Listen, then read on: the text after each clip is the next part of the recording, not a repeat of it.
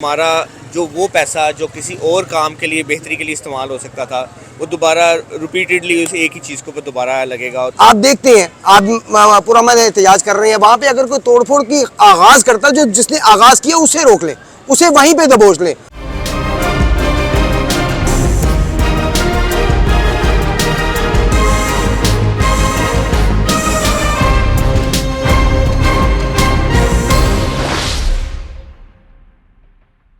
अस्सलाम वालेकुम।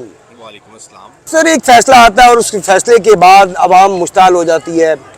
पूरे पाकिस्तान में एहतजाज और मैं कहूँगा कि दंगे भी एक तरह के शुरू हो जाते हैं, मतलब तोड़ फोड़ ये वो। इसे किस नज़र से आप देखते हैं? देखिए, ये कोई अच्छी चीज़ तो नहीं है। जितने भी दंगे फसाद हो, जो चीज़ें तबाही की तरफ लेकर गई हैं चीज़ें, उससे हमारे मुल्क पाकिस्तान का नुकसान हुआ है। हमारे जो टैक्स पे से जो चीज़ें बनी थी वो तबाह हुई हैं, किसी का नुकसान नहीं हुआ। हमारे मुल्क में जो चीज़ें बेहतर हो रही थी वो वर्स्ट की तरफ चली गई और हमें दोबारा एक दफ़ा दोबारा उन चीज़ों को बनाने के लिए उन्हीं पैसों को दोबारा इन्वेस्ट करना पड़ेगा। जो हमारा टैक्स है वो दोबारा सेम उसी जगह पे लगेगा जो चीज़ें तबाह हुई हैं।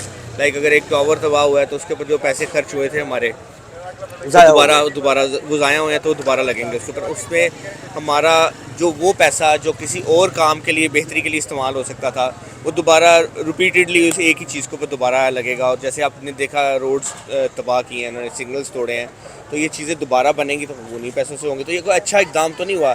जाहिर बात है, जब भी कोई चीज़ के इस तरह से रिएक्शन आता है, जो तबाही होती है, उससे मुल्क पाकिस्तान का और इवन हमारे ही मुल्क के जो अवाम है उसके ऊपर ये चीज़ें ज़ोर पकड़ती हैं। आपकी नज़र में इस वक्त हालात जो जा रहे हैं, क्या इसे जल्द कंट्रोल में लाया जा सकेगा? देखें, कंट्रोल में अगर लाना होता, मेरा ख्याल है अगर कंट्रोल में लाना होता तो कोई मुश्किल चीज़ नहीं थी। कहीं पर शायद ये जो चीज़ें इतना इनको इजीली लिया गया या छोड़ दिया गया। अगर चाहते, पुलिस क्या हमारी इतनी नाकारा तो नहीं है कि इनको ओवरकम ना कर सके। हमारी फ़ौज जो सेकंड्स में हर चीज़ को जो है वो टेक ओवर कर सकती है, उसके लिए कोई मुश्किल नहीं था। उन्होंने अपनी आवाम की लिए तकलीफ़ का बाइस नहीं बने शायद। मे बी मुझे ये दिखाई देता है कि जो हमारी फ़ौज है, अगर वो चाहती तो इनको जितना जल्दी हो सकता था कर सकती थी, लेकिन उन्होंने किसी जानी नुकसान को ना होने की वजह से उन्होंने इस चीज़ को इतना ज़्यादा एग्रेसिवली रिएक्ट नहीं किया, क्योंकि उन्होंने बिल्डिंग्स का जो है वो नुकसान बर्दाश्त कर लिया, बल्कि आवाम का नुकसान नहीं किया। अगर वो चाहते तो उनको मारते या जो भी देखा जाए तो ये भी आवाम का ही नुकसान है। जी बिल्कुल, आवाम का ही नुकसान है, लेकिन उन्होंने इस चीज़ को तरफ नहीं गए। उन्होंने थोड़ा पेशेंस रखे। हमारी जो पाक आर्मी है उसको सल्यूट करना चाहिए कि उन्होंने इतने मुश्किल हालात में भी आवाम के ऊपर बेयर किया, उन्होंने पेशेंस रखे। अगर वो चाहते तो इस आवाम को मतलब मलिया मेट कर सकते थे, उनके पास क्या कुछ नहीं है। अगर वो रिएक्ट करना चाहते तो वो कर सकते थे, लेकिन दूसरी तरफ मैं ये समझता हूँ कि हमारी जो लॉ एनफोर्समेंट एजेंसीज़ हैं उनकी एक वीकनेस भी दिखाई देती है।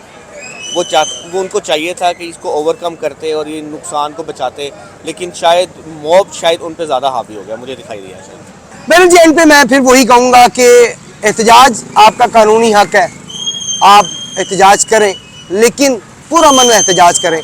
अगर आप कोई भी तनसीबात को नुकसान पहुँचाते हैं किसी भी, तो वो आपकी ही जेब से बना है, आपको ही दोबारा जब वो बनेंगी तब भी आपके ही जेब से लगेंगे वो। इस वक्त हालात ये हैं कि अवाम इदारों पे इल्ज़ाम दे रही है कि वो तोड़ रहे हैं और इदारे अवाम पर इल्ज़ाम दे रहे हैं कि अवाम तोड़ रही है।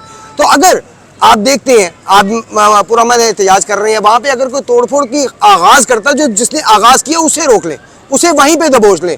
अगर आपको लगता है वो आप में से नहीं है तो उसे वहीं पे दबोच लें, उसे वहीं पे रोक लें कि भाई तुम ये तोड़फोड़ क्यों कर रहे हो, तुम्हें ये किसने हक दिया है। अगर आप वो रोक लेंगे तो मज़ीद तोड़फोड़ से ये मुल्क बच सकेगा और इसमें आपका फ़ायदा है, हमारा फ़ायदा है, क्योंकि ये हमारे टैक्स का पैसा है।